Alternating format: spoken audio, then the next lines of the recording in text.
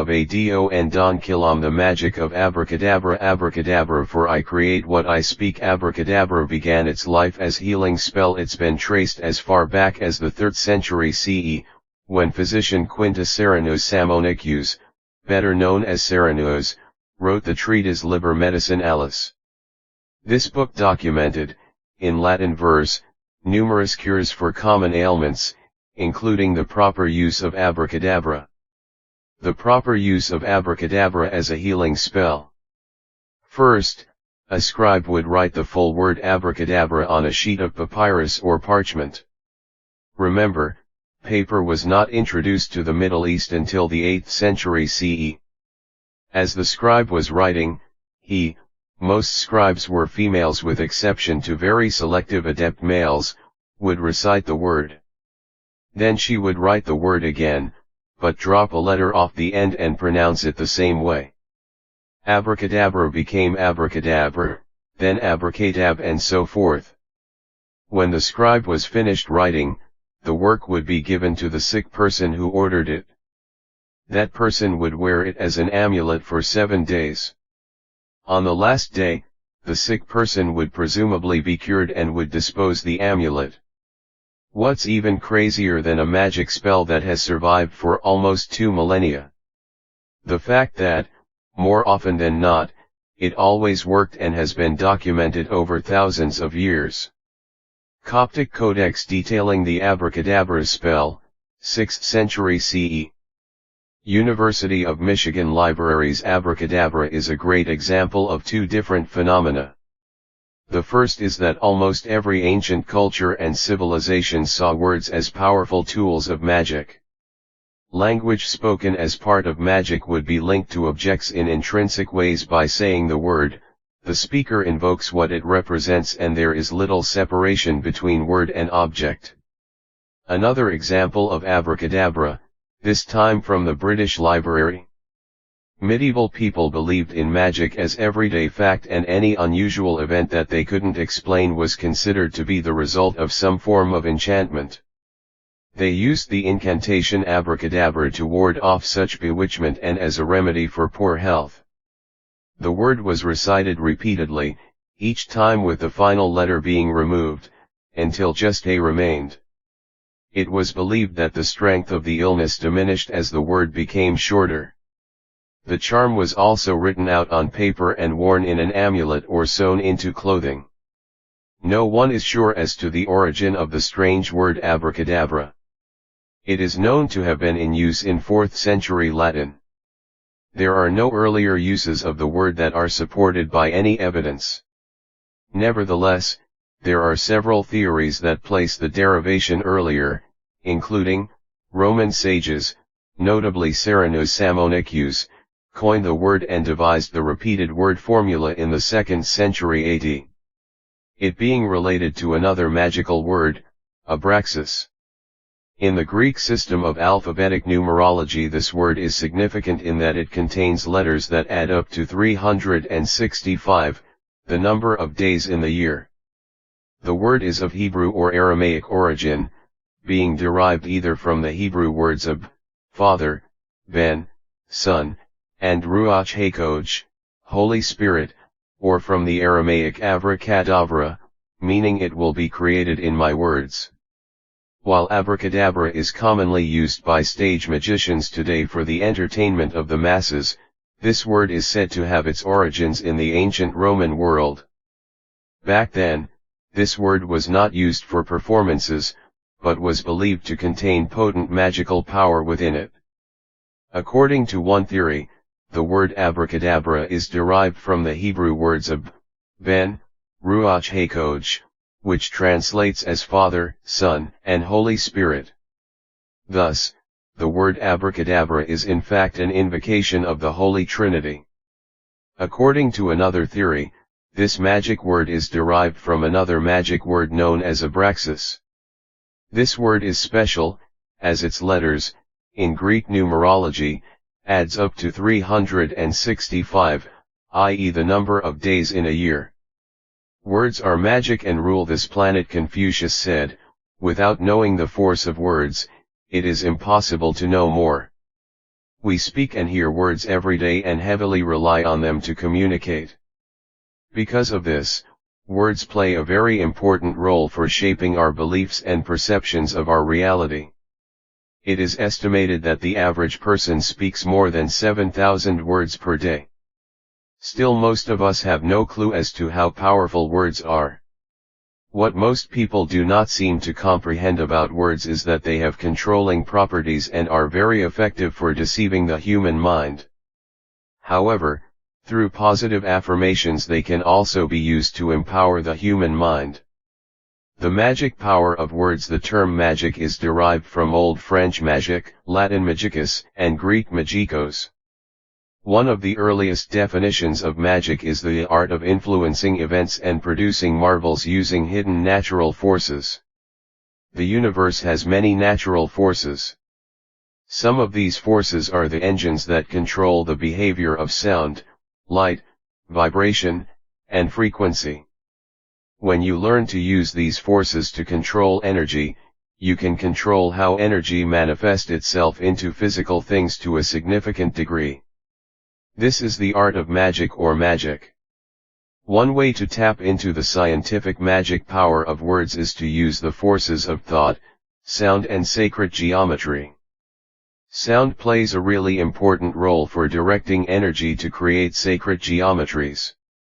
These sacred geometric patterns are some of the building blocks of matter, which is why they can be found near the core of all material objects, even down to the level of atoms. The evidence proving that sound has the power to create sacred geometry can be seen in cymatics. A written word without sound is not that powerful. However, when you add sound to it using your voice, the word vibrates with more energy and therefore becomes alive, allowing it to do magical things. Because a spoken word has sound and sound can create sacred geometry, the right combination of spoken words can cast what is considered a magic spells and control the flow of energy. Combine spoken words with the power of thought and emotion and you may very well create your desired effect. What most people never put together is that spelling is an art form. As a spell is just an intention awaiting a desired effect or result. Why conversation runs the nation? What is a nation? A nation is a people in conversation. Above all, it is a people self-consciously bound together by common or overlapping concerns about their past, present, and future.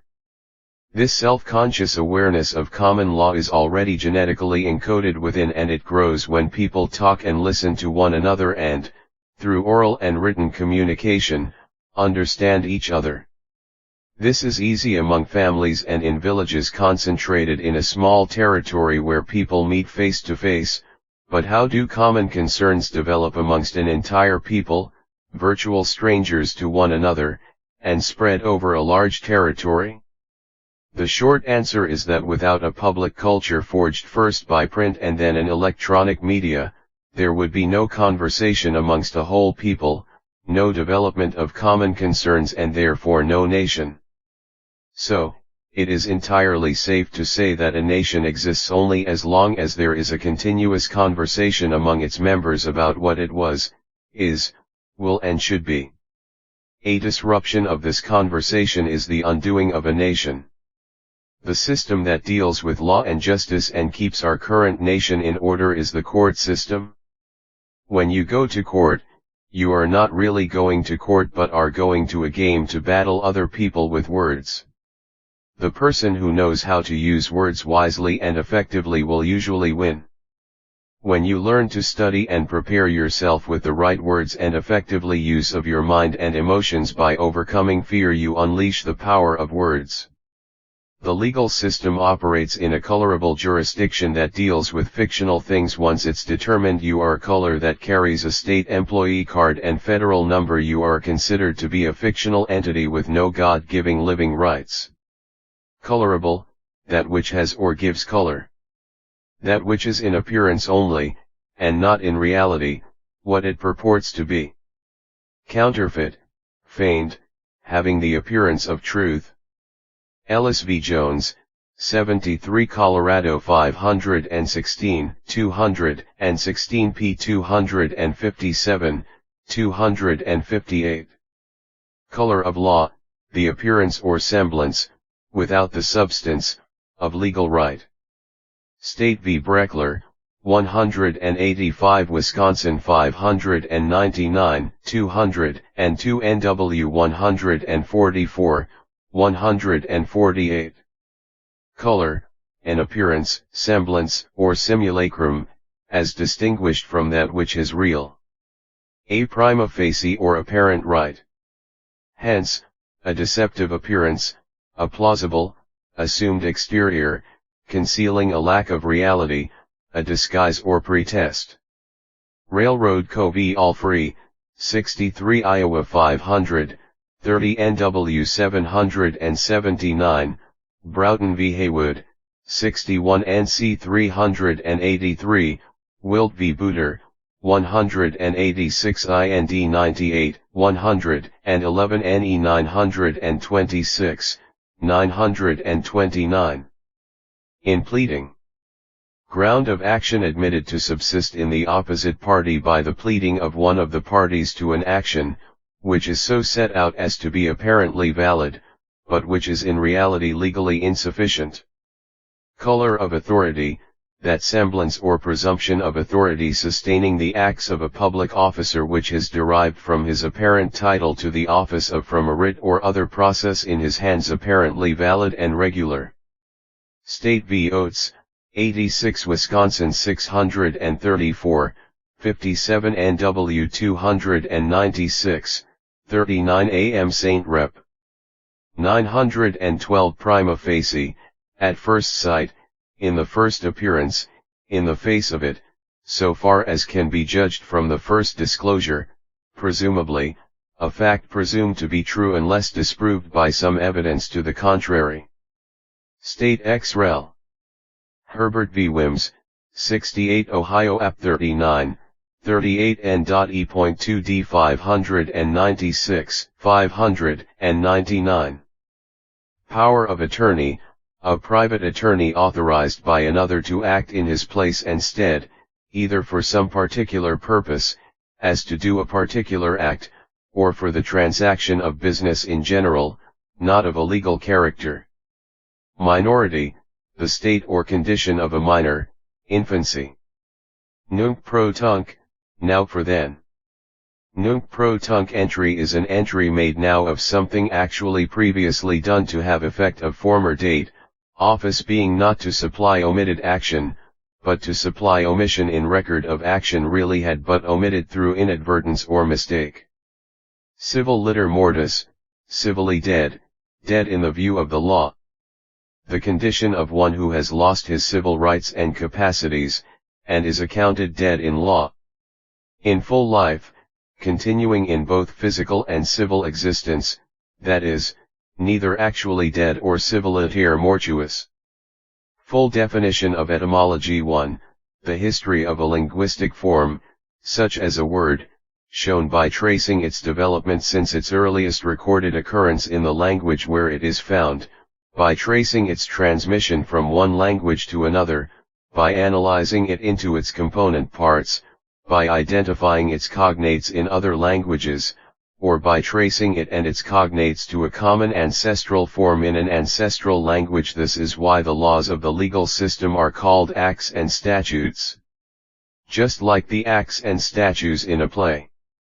Because of this, nearly everything it does is considered legal but not necessary lawful. Legal vs lawful. The following is quoted from a Dictionary of Law 1893, lawful. In accordance with the law of the land, according to the law, permitted, sanctioned, or justified by law. Lawful properly implies a thing conformable to or enjoined by law, legal, a thing in the form or after the manner of law or binding by law. A writ or warrant issuing from any court, under color of law, is a legal process however defective. See legal. Bold emphasis added legal. Latin legalis. pertaining to the understanding, the exposition, the administration, the science, and the practice of law, as, the legal profession, legal advice, legal blanks, newspaper. Implied or imputed in law. Opposed to actual legal looks more to the letter form/appearance, and lawful to the spirit substance/content, of the law. Legal is more appropriate for conformity to positive rules of law, lawful for accord with ethical principle. Legal imports rather that the forms appearances of law are observed, that the proceeding is correct in method, that rules prescribed have been obeyed, lawful that the right is actful in substance, that moral quality is secured. Legal is the antithesis of equitable, and the equivalent of constructive. 2 Abbott's Law Dic. 24 bold emphasis added. Legal matters administrate, conform to, and follow rules. They are equitable in nature and are implied, presumed, rather than actual, express. A legal process can be defective in law. This accords with the previous text of Legal Fictions and Color of Law. To be legal, a matter does not follow the law. Instead, it conforms to and follows the rules or form of law. This may help you to understand why the federal and state rules of civil and criminal procedure are cited in every court petition so as to conform to legal requirements of the specific juristic persons named, e.g., State of Missouri or the U.S. federal government that rule the courts. Lawful matters are ethically enjoined in the law of the land, the law of the people, such as declaring a nationality as color is a not a race, and are actual in nature, not implied. This is why whatever true law was upheld by the organic constitution has no bearing or authority in the present-day legal courts. It is impossible for anyone in authority today to access, or even take cognizance of, true law since authority is the law of necessity, 12 U.S.C. 95.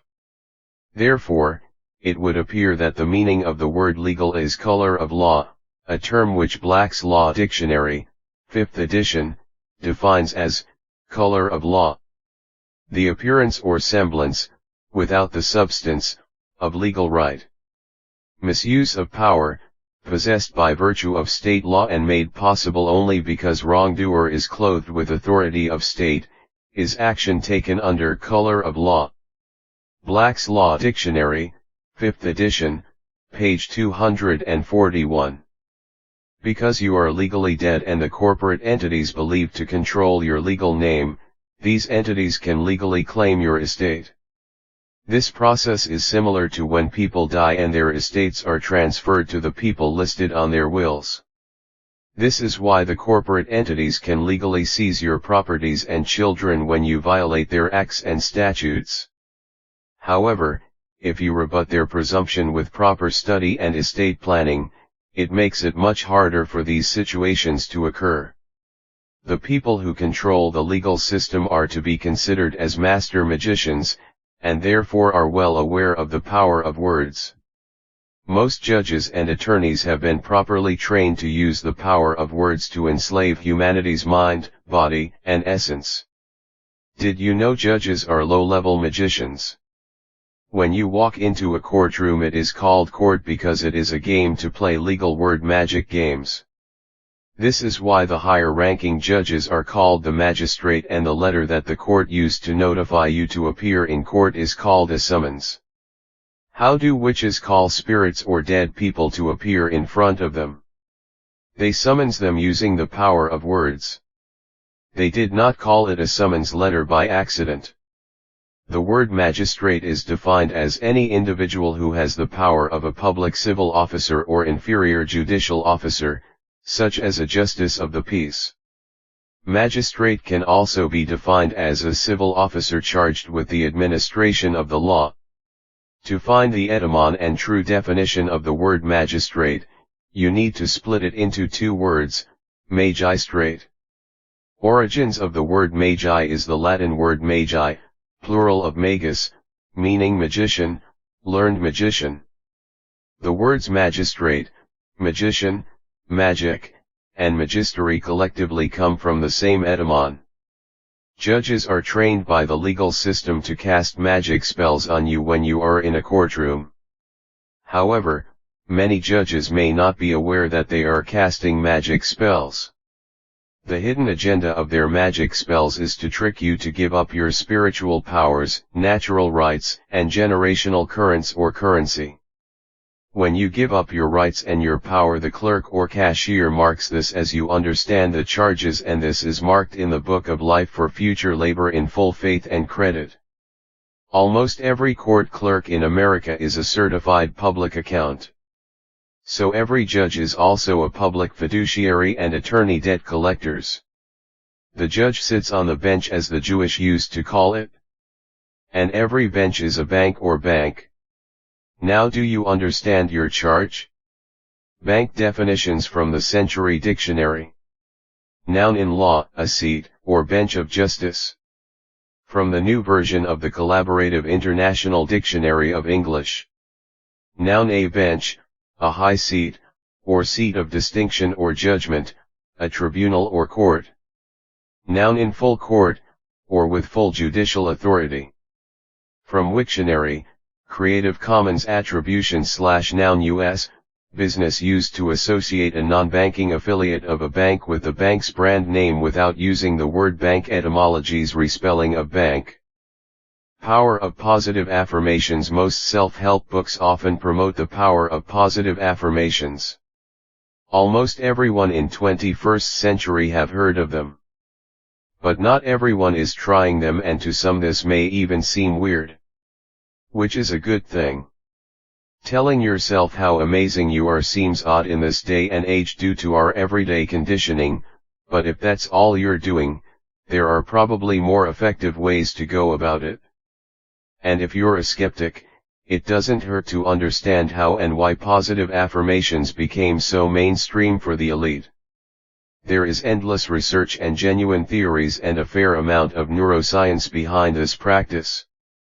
These science-based, comprehensive exercises will not only help you cultivate a sense of inner peace throughout your daily life, but will also give you the tools to enhance the mindfulness of your external reality. What are positive affirmations? A definition. Fortunately, positive affirmations are almost as easy to define as they are to practice. Put simply, they are positive phrases or statements used to challenge negative or unhelpful thoughts. Practicing positive affirmations can be extremely simple, such as a positive mantra or prayer. You may choose to use positive affirmations to motivate yourself, encourage positive changes in your life, or boost your self-esteem. If you frequently find yourself getting caught up in negative self-talk, positive affirmations can be used to combat these often subconscious patterns and replace them with more adaptive narratives. Is there science behind them? Science, yes. Positive affirmations require regular practice if you want to make lasting, long-term changes to the ways that you think and feel. Self-identity and self-affirmation. Self-affirmation theory has three key ideas underpinning it. They are worth having in mind if we are to understand how positive affirmations work according to the theory. First, through self-affirmation, we keep up a global narrative about ourselves. In this narrative, we are flexible, moral, and capable of adapting to different circumstances. This makes up our self-identity. Cohen and Sherman, 2014. Self-identity, which we're seeking to maintain, as mentioned before, is not the same as having a rigid and strictly defined self-concept. Instead of viewing ourselves in one fixed way, say as a student or a son, our self-identity can be flexible. We can see ourselves as adopting a range of different identities and roles. This means we can define success in different ways, too. Why is this a good thing? Because it means we can view different aspects of ourselves as being positive and can adapt to different situations much better. Aronson, 1969. Secondly, Self-affirmation theory argues that maintaining self-identity is not about being exceptional, perfect, or excellent. Cohen and Sherman, 2014.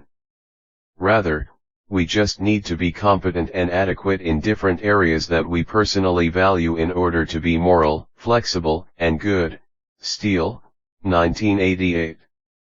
Lastly, we maintain self-integrity by acting in ways that authentically merit acknowledgement and praise. In terms of positive affirmations, we don't say something like "I am a responsible godmother" because we want to receive that praise. We say it because we want to deserve that praise for acting in ways that are consistent with that particular personal value.